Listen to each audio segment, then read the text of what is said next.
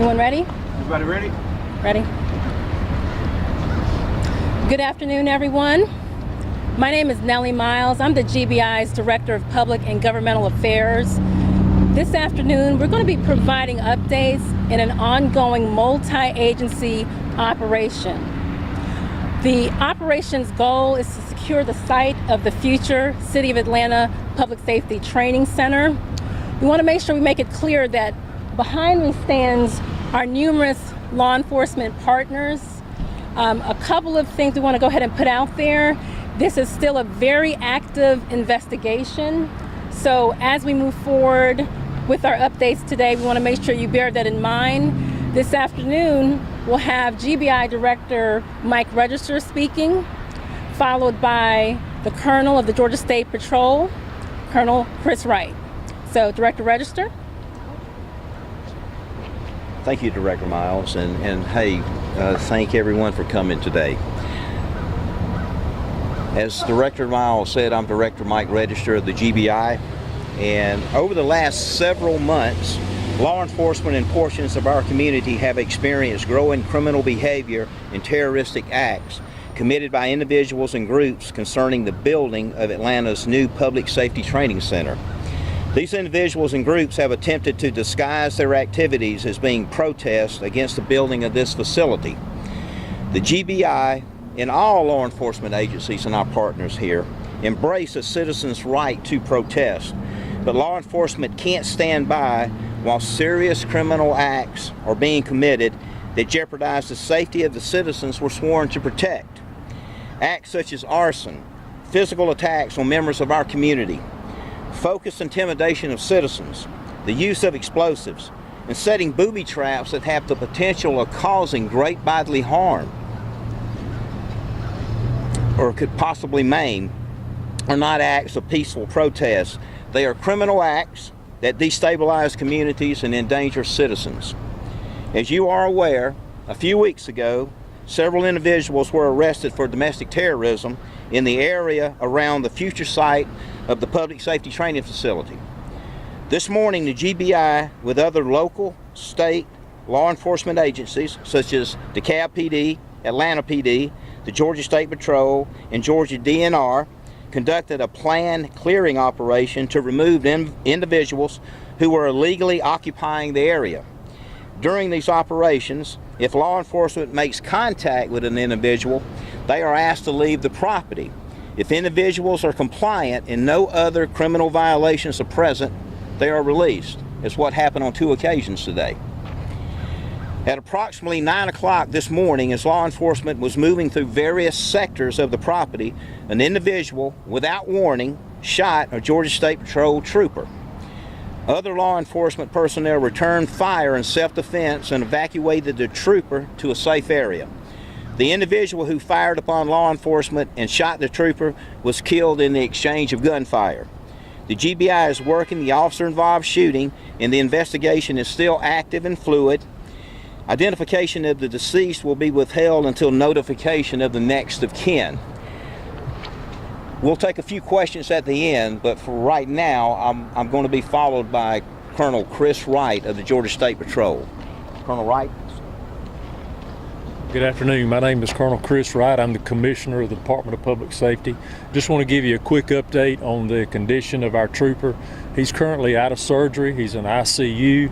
His vitals are good and he's in stable condition, but he certainly has a road to recovery, and he's still not out of the woods yet. I want to thank our medics who are embedded with our SWAT team for their quick action. I'm certain that their quick action helped save his life this morning. I also want to thank the Department of Natural Resources who are with us and their quick action to help us extricate him and get him the medical attention that he so desperately needed. And we'll take any questions here at the end in just a second. Tell us where he was shot, the trooper? He was shot somewhere in the abdomen area above the pelvic, in the pelvic area. Do you have a vest? He did have a vest on, yes. So some troopers said that there's still people camped out in the forest right now. You talked about, or maybe it was you talked about, how compliance means they will be allowed to let go. What is the threshold for allowing them to stay camped out if they're not So I'm not going to comment on that. I don't know if the director wants to speak on it or not. But Well, they're illegally occupying property. And when we do a clearing operation, it's pretty simple. We ask you to leave, you identify yourself. If there's no other criminal behavior that we observe and you're compliant, then you leave the area. And we made contact with 2 individuals today that did just that. They gave us their name, no criminal activity. We asked them to leave, they complied, and they left. End of story. But there are still some people camped out there. Is that right? It's an ongoing situation there, and it's still fluid. So right now, Twitter accounts that are being used by the protesters have been calling for retaliation against police and allies on Friday. Do you have any response to this? Have you seen these posts? Well, you know, I think that validates what I said originally. I mean, the city of Atlanta is trying to build a public safety training center. And, you know, we talk about things across this country like police reform.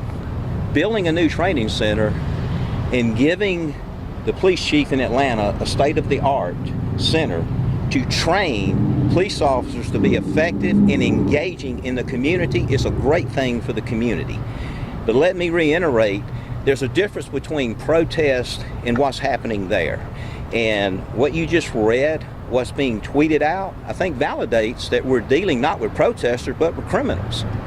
Can you tell us about the arrest that happened this afternoon around 12:20 when a gentleman was pulled out of the woods? What is he charged with? It's a fluid situation, but I do know that we have detained 4 individuals. Charges forthcoming, possibly. Were they connected with the shooting, Director? We're still in an investigative phase. Can you tell us any other weapons there? How many weapons were found? I'm not going to comment on that because that's part of the investigation Can you tell overall. us the circumstances in which the shot was fired at the trooper? Was it fired from hiding? Was it fired from a tent? Was it fired from the woods? The circumstances was an individual confronted law enforcement, and I don't think that he was seen until he fired. I'm not sure, right? But really, it's a simple fact that law enforcement was doing a clearing operation, a legal operation, removing people illegally occupying a property, and someone on the property, as law enforcement came into view, initiated fire on the law enforcement entities, and they returned fire in self-defense. And unfortunately, one of the troopers was shot, and also unfortunately, we have a deceased person that initiated the incident. Were those the only two Anything that about were the hit? suspect? Does he have some kind of rap sheet? Not going to comment on that because we have not notified next of kin, and we want to be cognizant that we do that before we disclose the identification. Is there still a threat to safety because there's a huge police presence still in that perimeter? You tell me. It's been ongoing for several months, and that's why we're out here. If there was not a threat to safety, we wouldn't be out here, and we wouldn't be expending all the resources that we are, all the way from the governor on down to local law enforcement. I mean, it's a partnership. We're here because, number one, we have people conducting criminal activity, illegally occupying a property, but more so than that, they're endangering the community and the citizens around this area.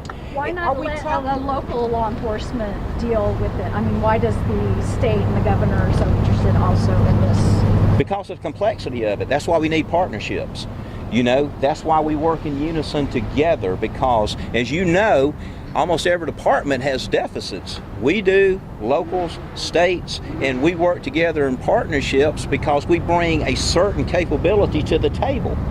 And this, you know, and when you look at the complexity of what's happening over here in the criminal behavior, we need the partnership in order to address this in a comprehensive manner. What's the complexity? What do you mean by that? Well, arson, attacking citizens, shooting police officers, using explosives, beating people up, then burning their car down. I mean, that's pretty complex to me. How many people are we talking about here? Is this 20 people, or is it an organized group? Do they have a name? I'll leave it at this. You have individuals and you have organized groups out there.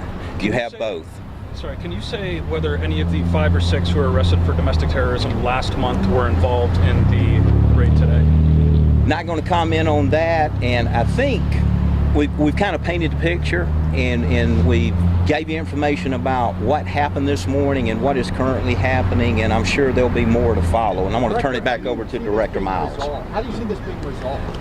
If these At this point, as was stated, it is an active investigation, and so we do plan to issue updates. So just continue to follow us. We'll push something out a little bit later. We appreciate you being here to tell this part of the story, because we want to make sure this message is out as well. So we'll get back with you with those updates. Thank you. One more last question about what is a clearing program? What do you do when you do like a regular clearing? Ma'am, we'll be providing some more updates later, but we thank you very much.